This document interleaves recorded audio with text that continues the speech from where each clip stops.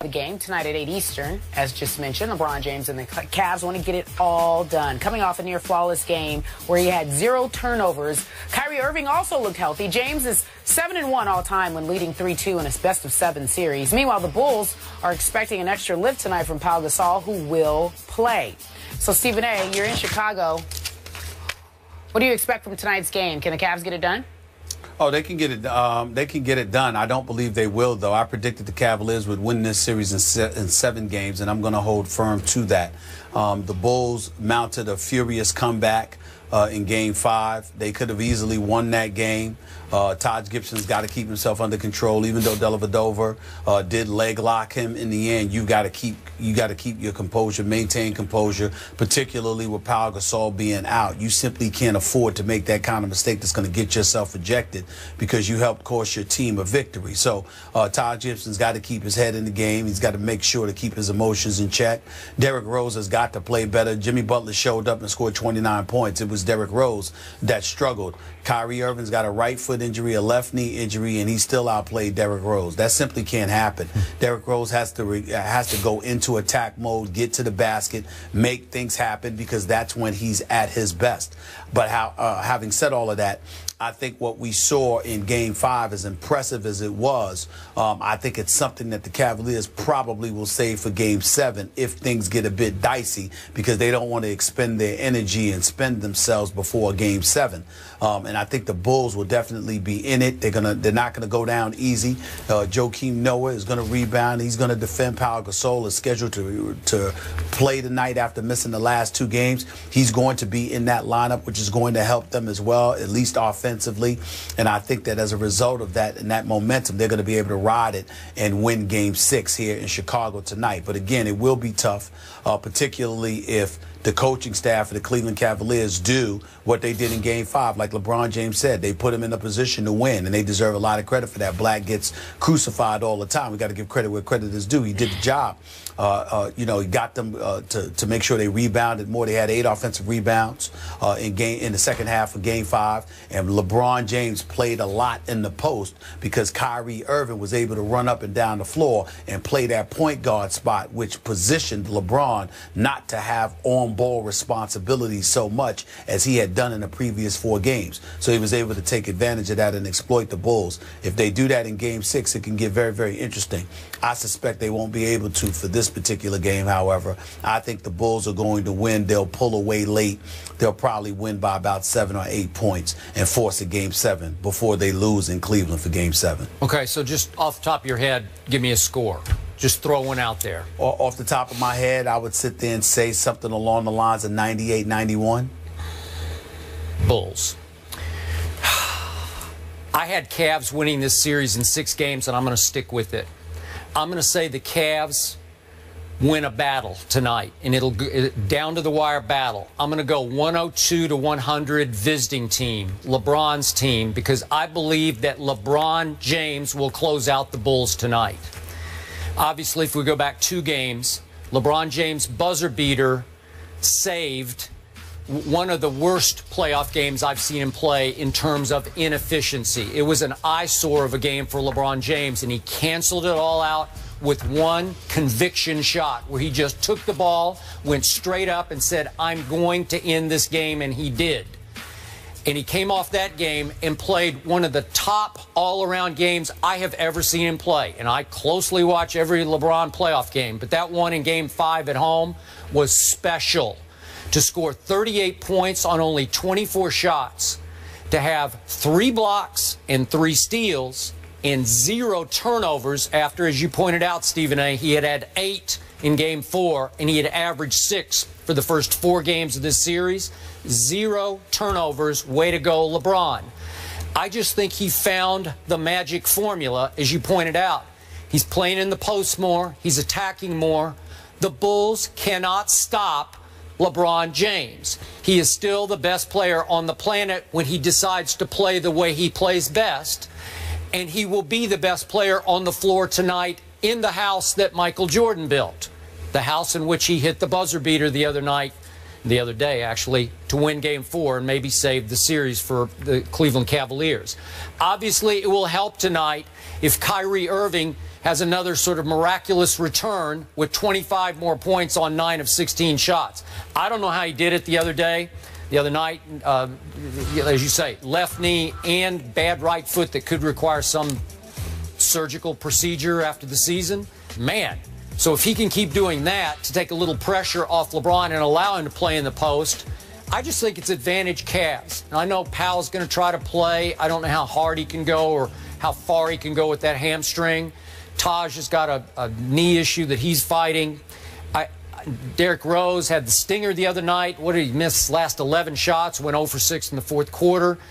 I just think they can beat this team and that they'll want to finish it off tonight, and they will finish off the Bulls tonight. And I believe LeBron will play at a high level tonight and be the star once again of this game.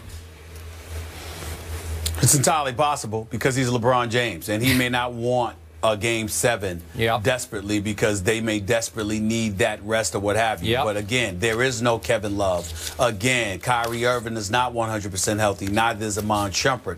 So when you take all of those things into consideration, clearly their preference would be to finish Chicago off. But if you know you're in a dogfight and things are simply not going your way, whereas you push, you know, you put the foot to the pedal and do everything you can to rev it up to make sure you escape.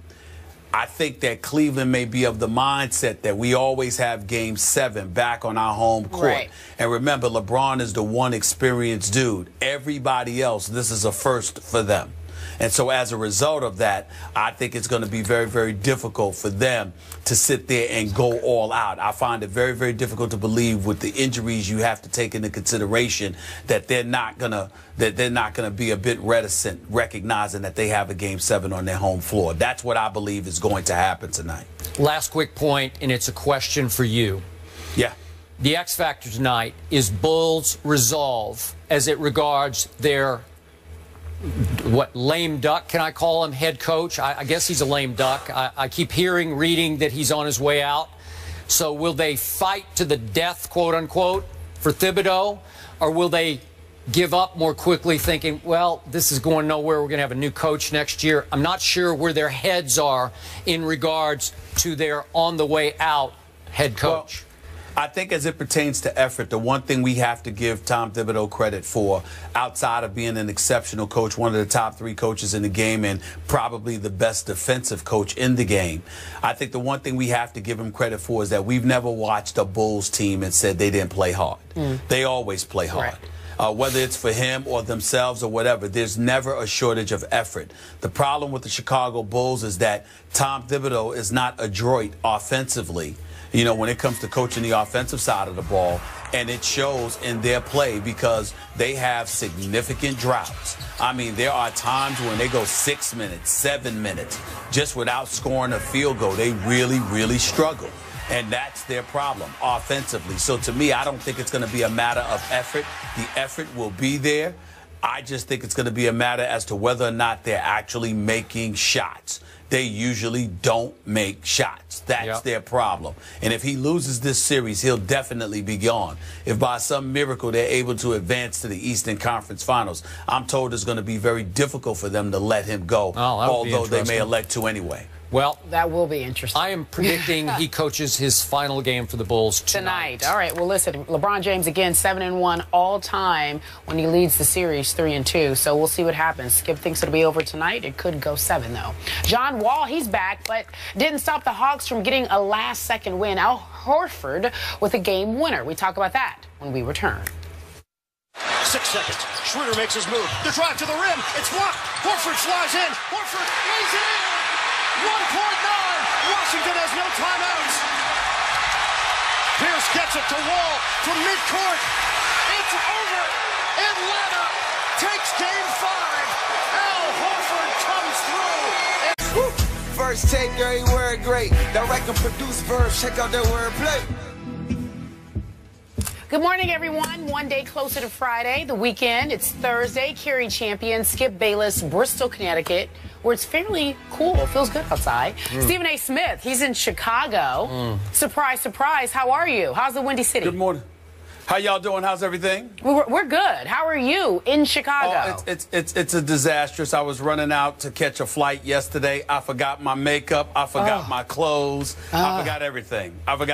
Trying to catch my flight. So, needless to say, I'm a bit shabby this morning. Y'all are going to have to forgive me. I would have never noticed. I would have never noticed. You look fine to us. You just look sensational. No, Kerry. Skip means it differently. He's saying he wouldn't have noticed because I look no differently as he got to the imply. Oh, I was being nice. That's what he's trying to do. I was actually being nice, too. Okay, all right. When he's at his best. But having said all of that, I think what we saw in Game 5, as impressive as it was, I think it's something that the Cavaliers probably will save for Game 7 if things get a bit dicey, because they don't want to expend their energy and spend themselves before Game 7. And I think the Bulls will definitely be... Chicago, what do you expect from tonight's game? Can the Cavs get it done? Oh, they can get it.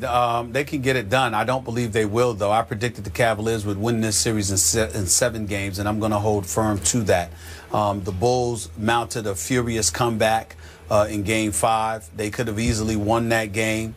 Taj Gibson's got to keep himself under control, even though Dellavedova did leg lock him. In the end, you got to keep your composure, maintain composure, particularly with Pau Gasol being out. You simply can't afford to make that kind of mistake that's going to get yourself ejected, because you helped cost your team a victory. So Taj Gibson's got to keep his head in the game. The game tonight at 8 Eastern, as just mentioned, LeBron James and the Cavs want to get it all done. Coming off a near flawless game where he had 0 turnovers. Kyrie Irving also looked healthy. James is 7-1 all time when leading 3-2 in his best-of-7 series. Meanwhile, the Bulls are expecting an extra lift tonight from Pau Gasol, who will play. So, Stephen A., he's got to make sure to keep his emotions in check. Derrick Rose has got to play better. Jimmy Butler showed up and scored 29 points. It was Derrick Rose that struggled. Kyrie Irving's got a right foot injury, a left knee injury, and he still outplayed Derrick Rose. That simply can't happen. Derrick Rose has to go into attack mode, get to the basket, make things happen, because that's